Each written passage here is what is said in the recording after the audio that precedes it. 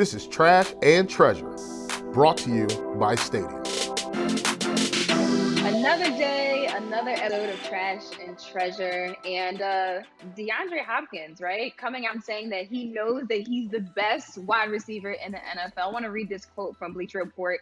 He says, Michael Thomas knows that if I had Drew Brees my whole career, that these numbers would be, or what these numbers would be. And Julio Jones knows if I had Matt Ryan my whole career, he knows what these numbers would be. I mean, I guess, Felder, I'll ask you, is he the best in the NFL? I think he might be the best route runner in the NFL, but I don't think he's the best receiver because he's not the scariest guy. And I think that's the big thing that I think about when I think about defensive backs. I think about fear. And Julio Jones induces fear, right? Let's think about it. Let's go back to, 15, I guess 20, 25 years now, Randy Moss. Randy Moss was fear-inducing. When you got the hand, if you saw the hand come up, Randy knew he had already beat you, and the quarterback knew too. And Calvin Johnson was the same way. Julio Jones is the same way. So for me, he's such a great technician, such a great route runner, such a great player. I think he's in the discussion, but he doesn't scare me the way the hand would scare me. And he's smiling. Oh man, listen, I love it.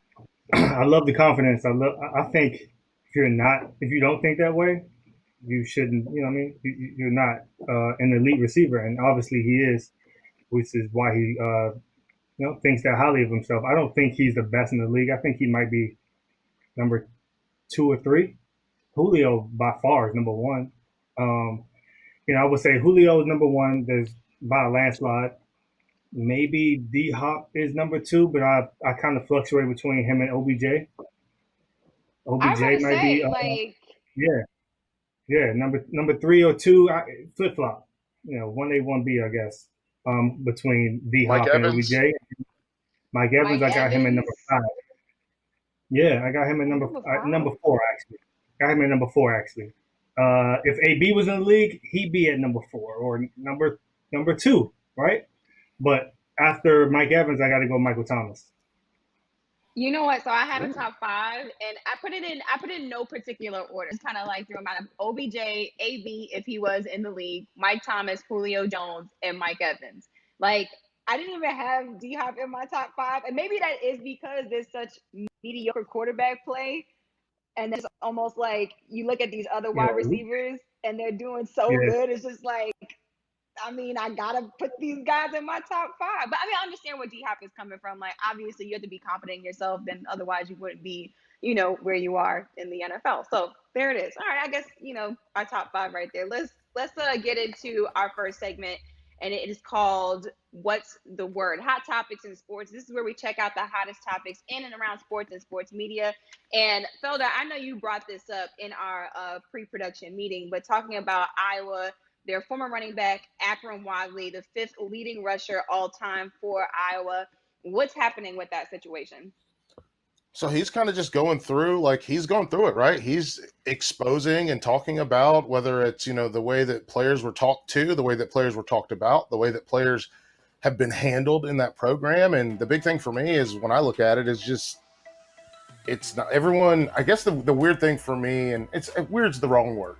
The big thing for me is that people think that he's just lying or making this up. Like, there isn't a network of former college football players that can corroborate these experiences. And so it's frustrating for me to see like a guy kind of lay bare all the things that are wrong with it. And it's a messed up system. And I'm glad the players are finally starting to talk about it, because we talk about it amongst ourselves. Now they're finally starting to talk about it publicly.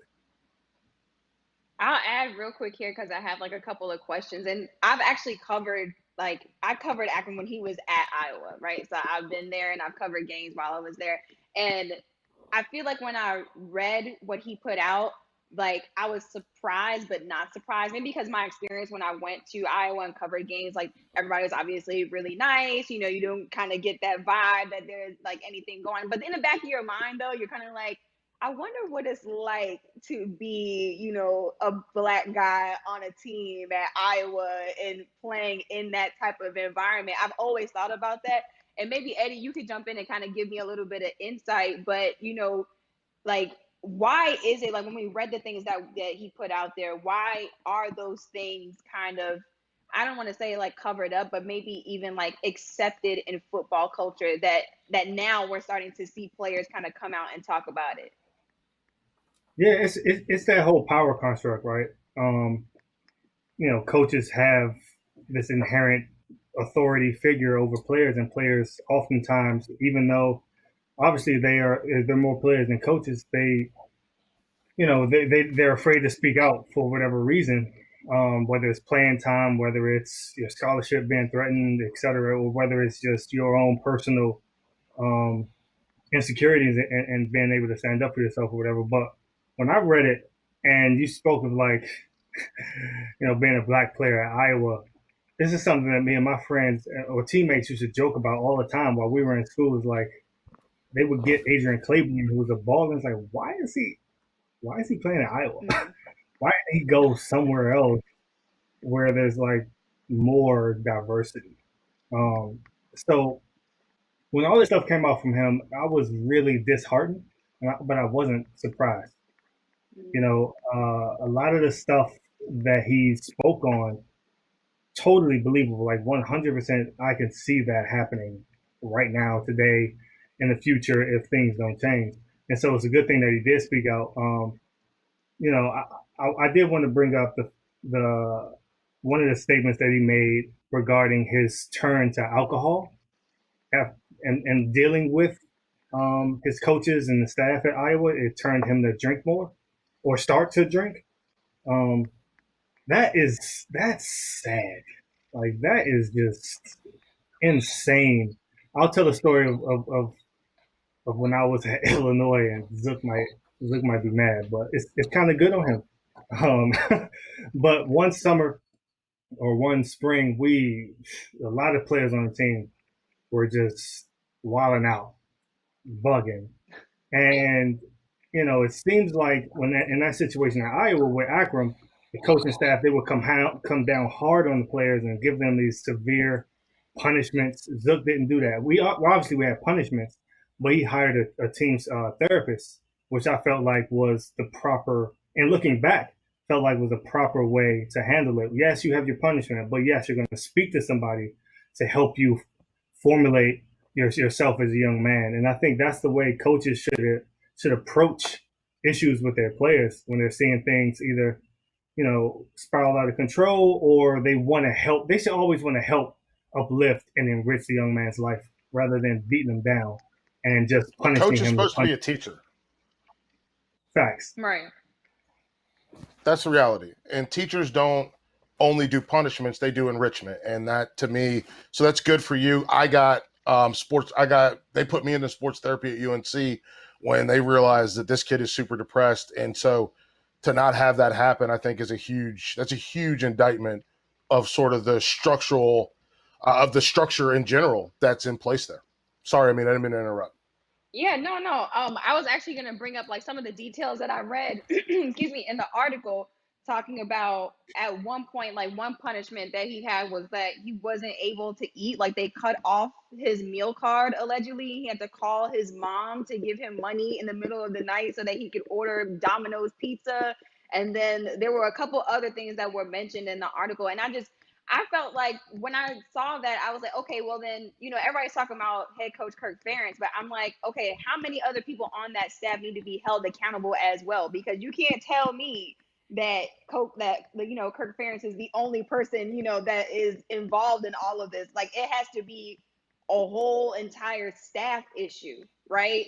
I feel like there'd be Culture The thing. Bucks, so many more people responsible. It's a culture thing. Like, and it's a total culture thing, starting with Kirk, right? Because all of the coaches staffs, they have to dress like how the coach wants them to dress. They have to coach the players and interact with the players how the head coach wants them to operate. So all of that starts with him. And so these punishments, like some of the coaches in the article didn't know why they were handing out punishments. Like Akron was like, well, why am I getting this punishment? He was like, I don't know. You just got to do it. That's a culture thing. Yeah, no, I think you're spot on. It's a culture thing. So it does start at the top, and that's not to absolve any other anybody else of asking why or asking what, but I do think that it's a culture thing. It's a culture of fear. It's this idea, and we saw it with Kansas, right? With Mark Mangino, where he told kids he's going to ship their ass back to St. Louis if you don't get to do that. If you don't do what I want, I'm going to send you back to the hood. We saw that at Iowa as well. And to me, it's this idea where, and I don't know how many times we can make this analogy, but it is this idea the same as a woman who's abused, where the man tells her she's just lucky that he's even there. And here, from a college football standpoint, I don't think that they're direct parallels. I think one is worse than the other, obviously. But I do think that parallel exists where they tell you that you're lucky to be there enough times, you start to believe it, and you don't realize that I could have been doing this for myself somewhere else where people didn't treat me like this.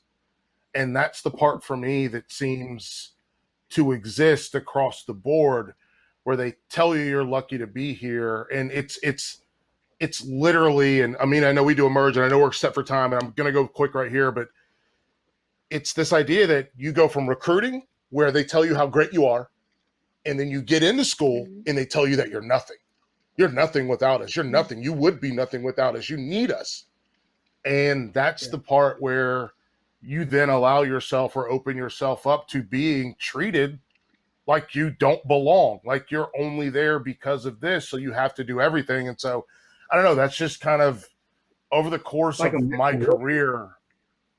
Yeah, it's been very, I saw it happen, and I guess I'm lucky because I'm removed, because I know that I would be at UNC without sports. So it didn't work on me. And they hated that it didn't work on me, because I could just tell them, give them the middle finger, tell them, F you, get out of here. But other guys couldn't do that because of how they felt. So because of the way that they played with them. Yeah, it just seems like a total mind game. And I think that's like we talked about last week, like the side of college sports that people really don't know about. And I feel like now that a lot of student athletes are speaking of, you're really starting to see what it's like to be a student athlete at some of these universities. Let's switch gears a little bit. Cam Newton finally on a team. Not that we didn't know that he was gonna be picked up and be on a team, but he's gonna be playing in New England with the Patriots. And the one thing that's really stood out to me this week since the news broke, I think it was like a Sunday night, so random, like just Sunday night, it comes down and then it becomes the biggest story all week. In any case, the biggest thing that kind of stood out to me is like people thinking that he doesn't have the ability to be an MVP caliber type of quarterback when he what are people thinking? I don't understand. I'm like, but it's like, you know what? I did some research and I thought about it, and I was like, the last time we saw Cam actually healthy was 2015, right? And that season, like he went off, took the team to a Super Bowl. He was NFL MVP, Offensive Player of the Year. Like, I mean, Pro Bowler. Like, what more do people need to know when you talk about this guy on the field? Obviously, he has the ability to go above and beyond. So whenever I watch TV or listen to radio shows, I'm like, are people really questioning whether or not Cam Newton is going to ball out if he's fully healthy? And he never really had a chance to be fully healthy after, he's had certain injuries. I mean, even going all the way back to 2008, right, when he was at Florida. And he had like the foot injury. And then, he has injuries throughout college and he has injuries throughout the NFL. And I think like as an athlete, at least from my perspective, and I've been through injuries, you want to try and come back as quick as possible. You don't want to miss any time. But then it ends up being detrimental to, your ability to come back and do well. And I think that's kind of what happened with Cam, is that like he's had these, the foot injury, the ankle injury, the back injury. And it's just like, okay, I got to, get it fixed, come back, get it fixed, come back. And I feel like now he's had the time to actually like fully recover and get time to get his body back right. Boy, let me tell y'all something. I cannot wait to see Cam Newton play in New England. Like, I've never been more excited to see like New England as a team play as I am right now. And I love Tom Brady, to be honest. I love him as a quarterback. but I cannot wait to see Cam Newton play in New England with Bill Belichick and that team. Cam Newton's a great talent, one of the best players that we've ever seen at that position, one of the best athletes we've ever seen, maybe the best athlete, with the exception of Michael Vick, that we've seen at the position. It's not a lot of guys on the planet that are 6'6" and 250 and can run a 4.4 40. So he's special. I think him being healthy is important. I'm going to say this. There's two things. One, first thing I'll say is I think it's a testament to the fact that he's kind of playing sports the right way, which is not using steroids or PEDs, which is why it takes him longer to come back than some other guys who magically return faster and stronger than ever. So I think that's important. But I also think that the reality for me is watching this battle between Brady and Belichick and who is going to get to the mountaintop faster. Is it going to be Brady on a new team with guys like Mike Evans, who we mentioned at the top of the show as one of the best wide receivers, or is it going to be Belichick with Cam Newton, a new quarterback? Can he prove that he can get it done? I think this is the story of whenever we get the NFL back. I think that's a good point, man. If I had to choose that in that scenario, I would probably say Brady in the short term. He probably will have more success this year than Bill will. But for me, I think this entire scenario, this entire situation, one, I'm super happy to see my man Cam back. I feel like his theme song should be that Roy Jones. Y'all must have forgot. that should be his intro when he steps back on the field. But like, why is it? I understand we're in this pandemic, so you got that excuse of, oh, we can't bring them into the facilities to test them, blah blah blah blah. Whatever. I'll let you slide on that. But he should have been signed a long time ago, especially if we're seeing like Andy Dalton get signed for $7 million, like all these other players who are not the caliber of Cam Newton being signed, and all these other like career backups, like that can get all this money, and he has to prove himself again. That's, to me, Nathan the fact Peterman. that prove himself again is kind of wild. Like in sports, you're never supposed to lose your spot due to injury, right? That's supposed to be like a known thing. But it seems like Cam Newton lost his prestige because of this injury. And people want to say, oh, he wasn't accurate. He's a running quarterback. I hate that notion as well. Like, Cam is, period, one of the best quarterbacks we've seen in the last decade. And so the fact that, he's getting this 1 year deal and has to prove himself again, it's kind of whack, And he doesn't have anybody to throw to except for Junior Edelman anyway, so it's going to be tough for him. So that's why, again, I think Brady's going to have the leg up this year anyway. We'll see what happens. Listen, we're going to stop down right now. We're going to get to our interview. How did you get here with Joy Taylor from FS1? Excited about this one. All right, guys, so we have a special guest here today. One of my favorite people. We've got co-host of FS1's The Herd, Joy Taylor, on the podcast today. Joy, I'm so happy to have you. Hi, Amina. It's so good to be here. It feels like I haven't seen you in forever, but it really wasn't that long ago. This is just the longest year in the history of years. No, seriously. It feels like what? I don't even know, like the 13th month of the year. It's insane. It's insane. We're only halfway through. I know, exactly. Only halfway through. So I know you guys are back in studio out in LA. What's that been like after you've been home, kind of quarantine and doing shows from your in-home studio? It's amazing. I didn't mind being home because I'm kind of like I'm a homebody during the week. I don't really do too much. I like my routine. I kind of got in that habit from working on Undisputed. So being home really wasn't, it didn't change my routine too much. I still had to get up at the same time every day. Colin was doing it from the radio studio. So we had really limited crew with him. So it didn't really change our show too much because we do a radio show, but it's been amazing to be back in studio. It feels, slowly like stuff is starting to get back to normal. They've taken a lot of precautions at the studio to keep everybody safe. Everyone's got to wear a mask, obviously. You got to go through temperature check to get in the building. So, it's not completely normal, but doing a show in studio is just so much easier.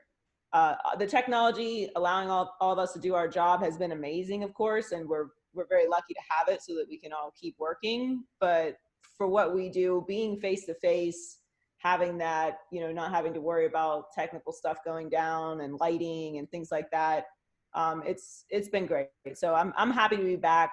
I was ready to be unquarantined, so it's good to be back.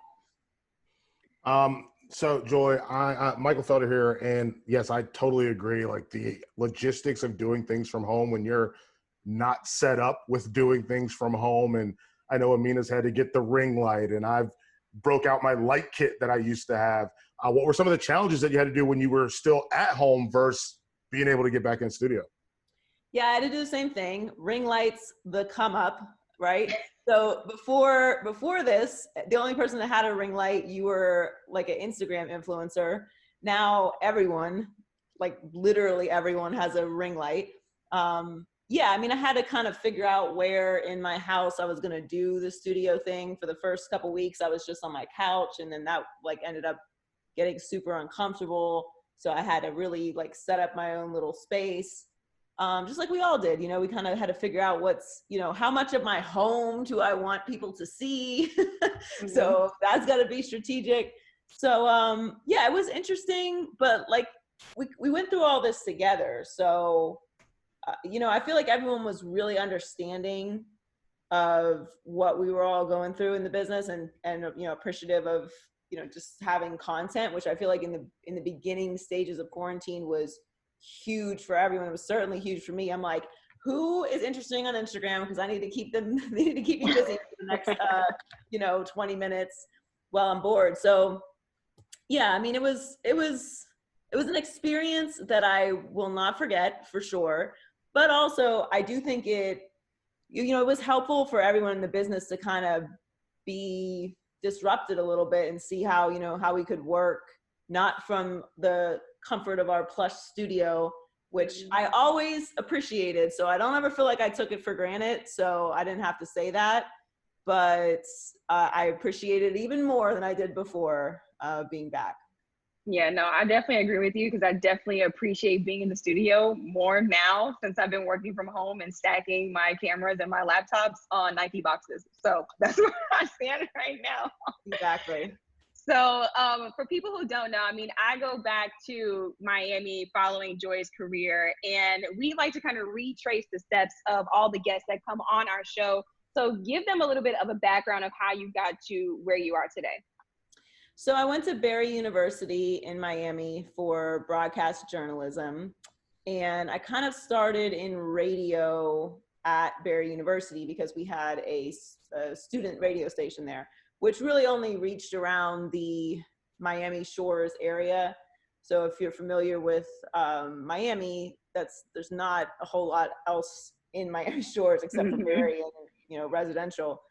So it didn't have a big reach, but it was an actual radio station. So it was good practice. You learn how to run the board, you learn how to put together a show. And I eventually, ended up being a manager there. But I started in the business interning for Joe Rose at 560 WQAM on the morning show while I was in school. I did an internship there with him, and then did an internship with DJ Laz at Power 96.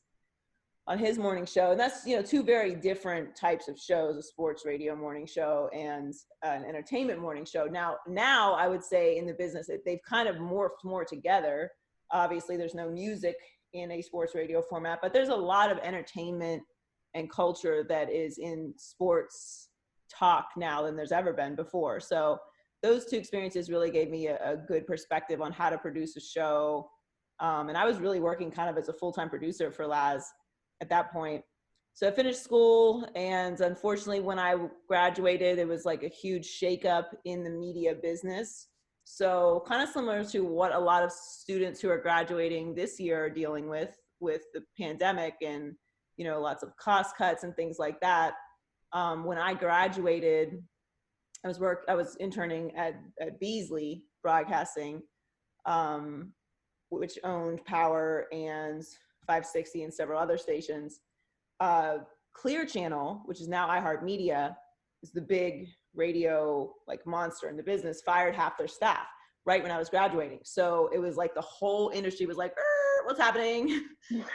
Don't hire anybody, like don't do anything. So I couldn't get hired. That was my plan, to get hired there. Like we had it was like in the works, but they had a hiring freeze. So I ended up being out of the business for about a year and a half, and then came back, started getting back in the business, freelancing, always obviously stayed around sports and around the business, but it's very hard to get a job in the business if you don't have any experience, and you can't get any experience if you don't have a job.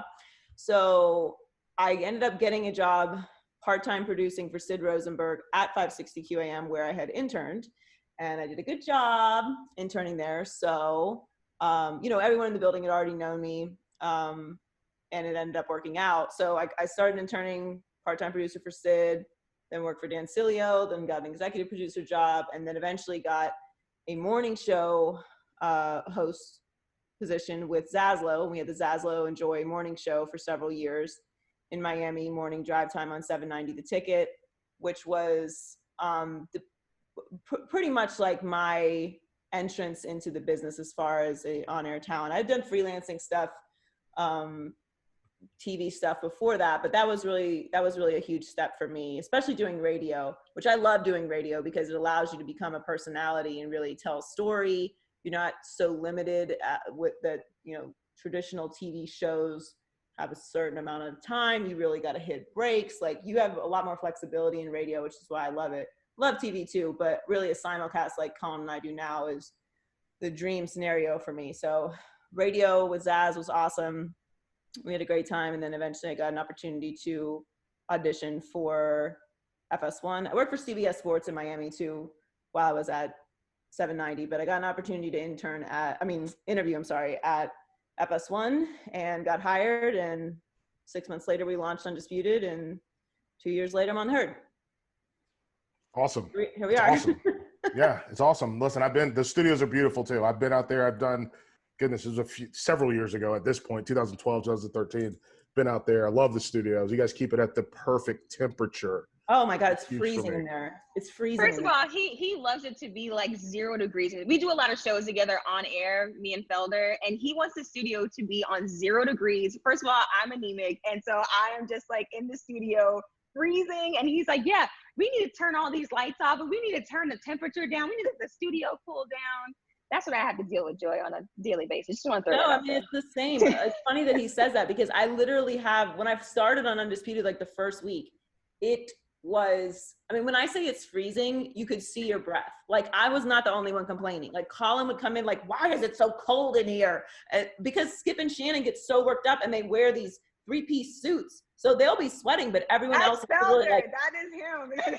freezing. So I ended up having to they ordered me a heated blanket. So I would come in, and I still have one. I still have one on the Herd set, but it's not as cold on the Herd set for whatever reason usually. So I have a heated blanket on me every single day though, all the way up high, because no one sees my legs.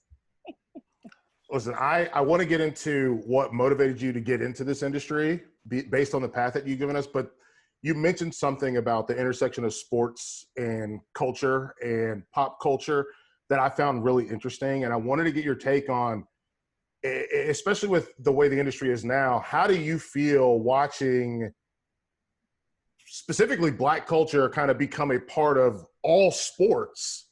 And how do you feel about that? Does that feel when a lot of the people that are in charge don't look like you, or don't look like me, or don't look like Amina? Well, as far as how I feel about the culture being more involved in sports, it makes me very happy. I think one thing that just sticks out to me is how embraced Black quarterbacks are now.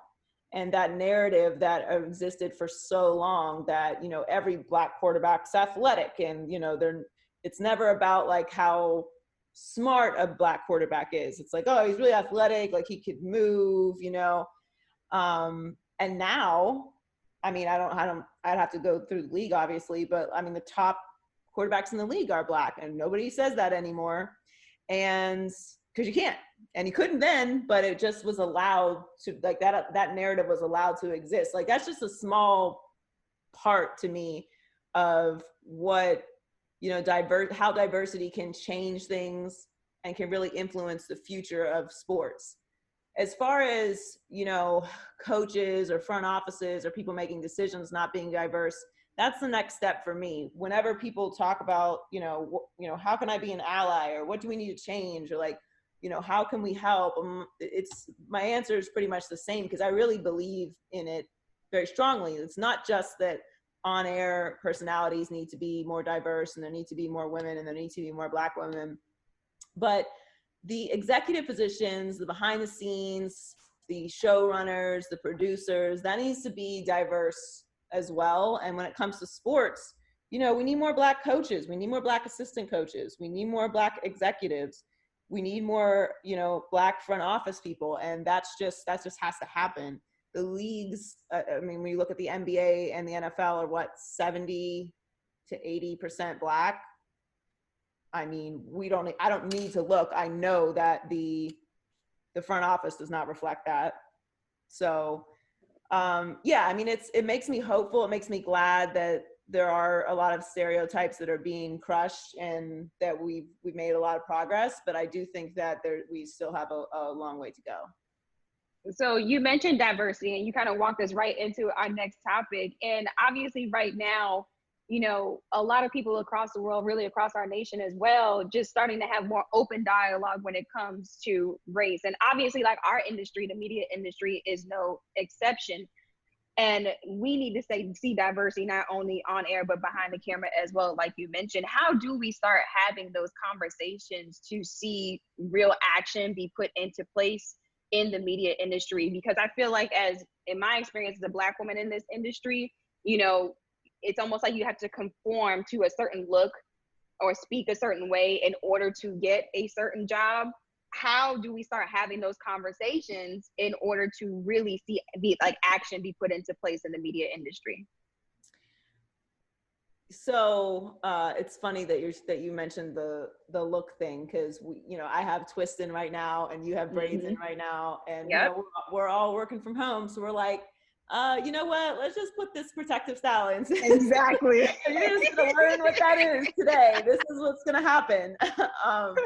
So yeah, well, I mean, I took full advantage of that. I'm not gonna lie there. I think, first of all, whenever you get into a position where you have any kind of power, as a Black person or as a person of color or minority, you need to demand that happen. So if you have the opportunity to hire someone, or you have the opportunity to recommend someone, or you have the opportunity to speak up, you have to speak up to start. I think that's like the minimum of what you can do. But, you know, I think just continuing to talk about it, to continuing to, you know, kind of raise the alarm when you see that there isn't a lot of diversity. Again, because there's not a lot of diversity and you may not have a lot of power, sometimes still you get put in situations where speaking up can cost you things. So that's unfortunately still, you know, sort of the environment, especially in media, because media is show business, right? Like, we see problematic stuff in show business all the time, every day. Like, why are you casting a white girl to voice a Black character? Mm-hmm. Oh yeah, what was that? I forget. There was a lady. I forget the cartoon, but there was a lady. Yeah, like, I saw that yesterday. I shouldn't be playing. Yeah, she's like, I should not be playing this character at all. Which is, I mean, I get it. I totally agree with her. Big Mouth like, and Jenny Slate. Yes, yeah. Big Mouth. There you go. Yeah, like, how do we get there? You know, but you know, that's the thing that continues to need to be brought to attention. So, you know, a lot of times when we're talent, we don't really actually have a lot of say in things. So I think when you do get an opportunity to do that, you know, try to demand that, but also it's on people that are decision makers, you know, to make that happen. You know, you got to put that pressure on companies to do that. And I think there is a good momentum for it, but we need to see the actual change. Anytime anything needs to be changed, it's just change. So I don't know why the diversity thing is such a struggle. It's like, okay, we recognize that we have an entire white staff. What can we do about that? Just do it. it's not a whole lot of thinking that goes into it. It sounds simple enough, but for some reason, I don't know why, it's always like this debate, like this tug and pull, like, oh man, well, I don't know. It's like the talent is there. Either you're not looking or you're not hiring. Like, I don't know, what the issue is. But yeah, has been really awesome, folks. Joy Taylor, co-host of The Herd on FS1. Joy, give everyone your socials, and we're going to let you get out of here. We've kept you for long enough. Well, thank you so much for having me anytime. Joy Taylor Talks on Instagram and Twitter. You can go on Facebook, but there's a lot of people on Facebook, so it's just Joy Taylor on Facebook. But you can also listen to my podcast, Maybe I'm Crazy Podcast. It drops Tuesday night and Wednesday morning, the full version. We had LeVar Arrington on this week. He was great. And I also do a live show on Caffeine. Sorry, that's me. It's, Los Angeles. Working from home, Always. It's so loud. I do a live show on Caffeine, which is a free app. It's an interactive show called Joy Chat. And if you subscribe to the Fox Sports channel, they'll send you an alert. But it's live every Wednesday at 3:30 p.m. Eastern. And of course, you can catch me and Colin on the Herd noon to 3 weekdays on FS1. Thank you so much. Let's get back to the pod. All right, so many gems dropped in that interview by my girl Joy Taylor, and I really want to get in this little soundbite that she had that we didn't get to have in the interview, but I really want to play it right now so we can talk about it. I don't want to reinforce the stereotype that because I'm a woman in sports, it's like it's like something that should be raise an alarm, like like I don't belong here. And by continuing to say that, it continues to reinforce that stereotype. So I really love this because me and Joy talked about this several months ago. And I always get asked this question of like, what it's like to be a woman in sports. And she really changed the way that like I thought about it, because people ask me that question all the time. And so I love the fact that she approaches it by not making it a thing. And I never thought about it like that because people have always made it a thing. Right? I'm so used to being the only woman in the room. I'm so used to being the only woman on the set. I'm so used to being the only woman talking about sports. And when she told me that, I was like, damn, like, that's actually like a really good point. If we don't make it a thing and we don't talk about it like it's something that's abnormal, then maybe other people won't think it's like this big deal. So, I mean, I loved it. I love that she approaches it that way. And hopefully it changes the way other people really approach that situation as well. Here's the thing for me, and I think it's fantastic the way that she said that. I also think that the people that need to hear that aren't listening, and that's to me the biggest problem.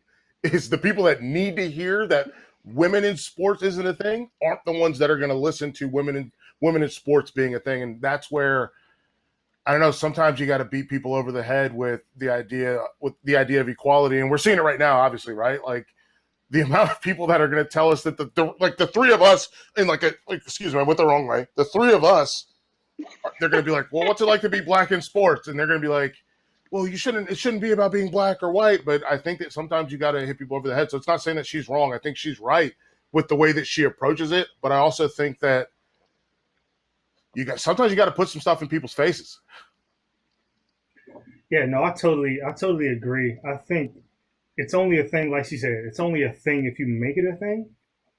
Right. And, like sports at the end of the day, at the onset, it's like an even playing field, right? Because you have everyone has their opinions, everyone has their favorite players, favorite teams. But once you become a professional in the industry, the people who stay amateurs have to respect the professionals, whether they're a man or a woman, and just respect it as that instead of identifying the difference. You know what I mean? Because at the end of the day, I'm a professional. I put in the work, I put in the research, I put in the hours, the time. And so what my gender is, like, it doesn't matter. Dude, I'm sorry. Amina, I know you want to get in here, but yeah, go ahead. Like, and listen, this is the same. I don't care if you're a man or a woman. It doesn't matter. If you work in this industry, you're doing more work than someone who has a regular job. And whether it's Joy or it's Amina or it's Balboni or it's me, you're doing more work. Amina can tell me, I know, here's the thing. Amina knows more about Marshall football than I do because you've done Marshall football games. I've only watched them on television. And the idea that I don't know, it's just as I always go back to the conversations, whether it's with you, whether it's with Carolyn, whether it's with Balboni, whether it's with anyone who I've worked with, my buddy Vanessa, who works for the Dolphins now. Like, I go back to that and them being in a bar and telling someone, oh, well, that's not right or whatever. And some guy simply what? Because you got a little ding-a-ling hanging in between your pants? Like, you got that? That's what makes you know more about sports? That makes me sick. It makes me so angry. And it's so ridiculous. Oh You got a day job. I don't listen.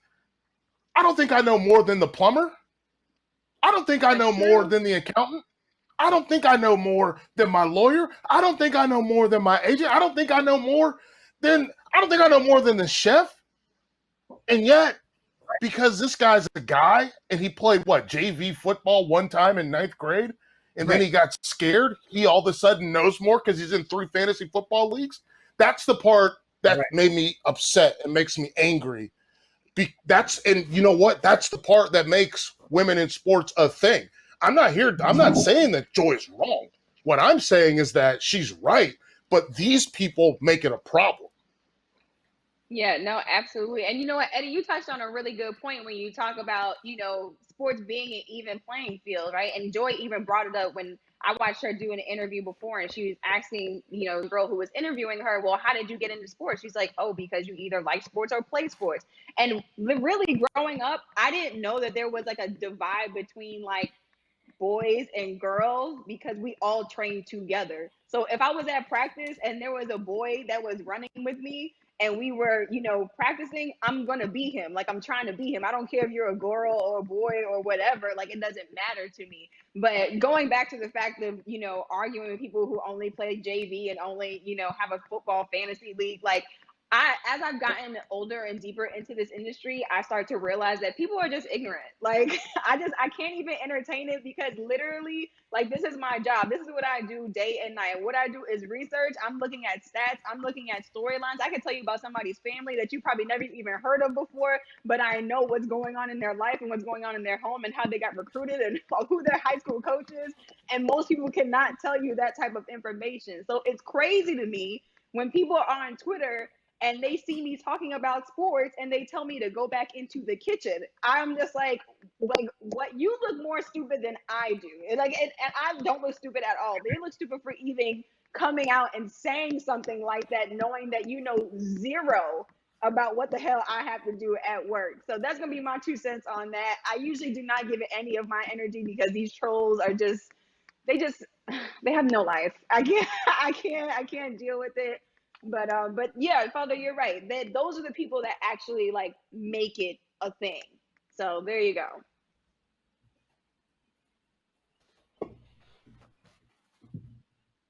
Sorry, I was typing in the chat. I just got really I got frustrated. Like it's just very frustrating for me. The reality is, Eddie, me, anyone that's listening to this right now, if you're a man, you got to shut that stuff down.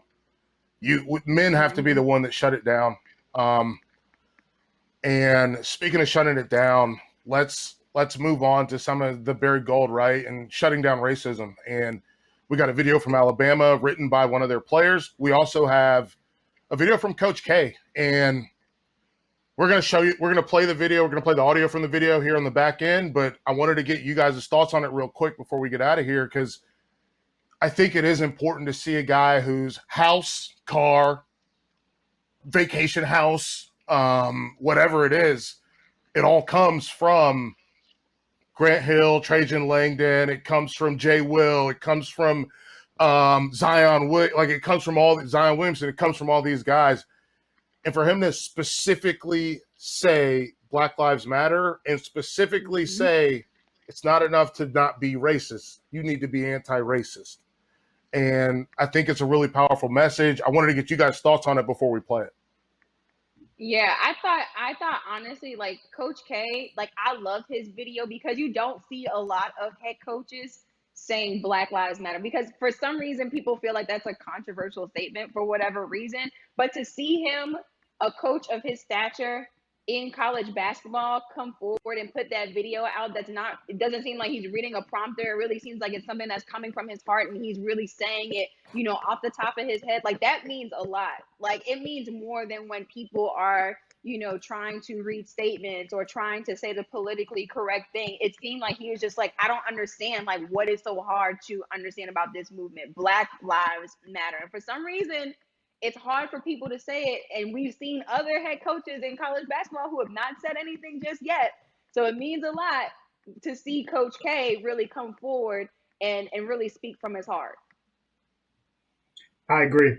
Listen, Coach K is the most powerful coach in college basketball and probably the GOAT, in my opinion, of coaches. And so what I love the most, though, was one, like you mentioned, he wasn't reading something. It was straight from the heart. It was straight off the dome, it felt like. It just felt very sincere and genuine and authentic. And at the very top, he just says, why can't you say it? Say it. Like, why can't you say Black Lives Matter? What's wrong with saying it? And so that challenge coming from him, it's awesome. It goes so far. And for those who haven't heard it, we're about to roll the tape right now. Black Lives Matter. Say it. Can't you say it? Black Lives Matter. We should be saying it every day.